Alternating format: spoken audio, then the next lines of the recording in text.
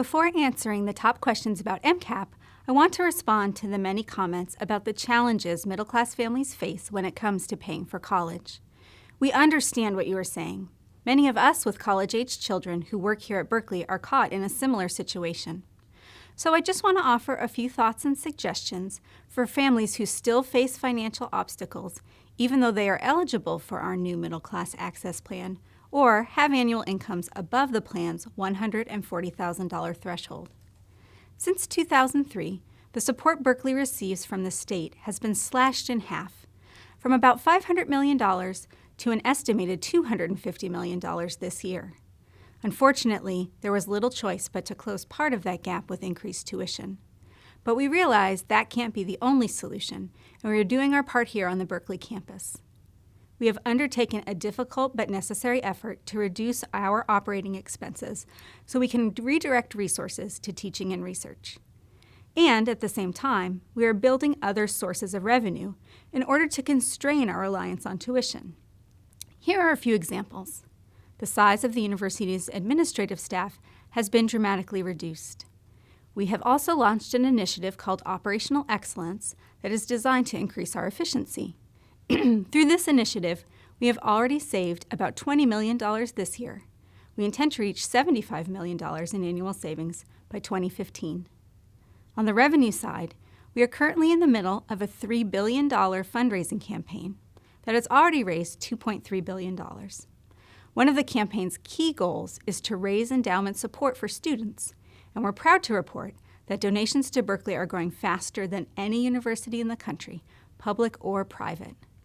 So, we're doing the best we can with the things we can control, but when it's all said and done, providing students with all they need for a world-class education remains an expensive proposition in an era of state disinvestment.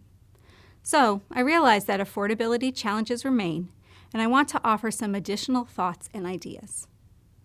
First, as I mentioned in my introductory video, Berkeley students graduate with very low debt levels, about $16,000 compared to the national average of about $25,000. While many of us are understandably wary about assuming debt, a moderate amount of student loans are quite manageable for Berkeley students, who even in these difficult times continue to fare well in the job market.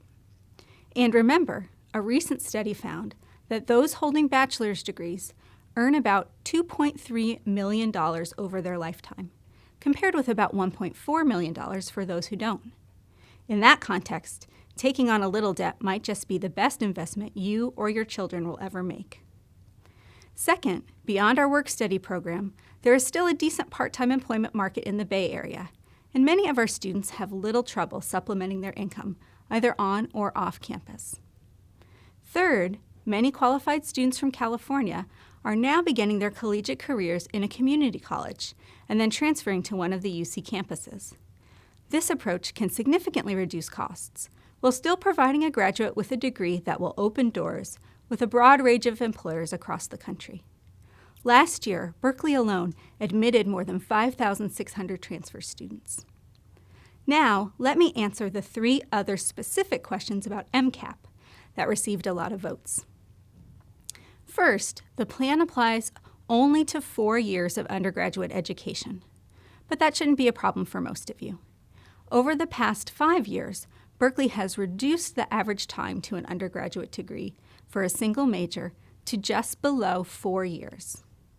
Second, if your family has what might be considered middle-class assets, but an annual income below MCAP's $80,000 a year threshold, you will, in all likelihood, still be eligible for the system-wide Blue and Gold financial aid plan. Third, if you have more than one child in college, the federal financial aid formula most definitely takes that into account.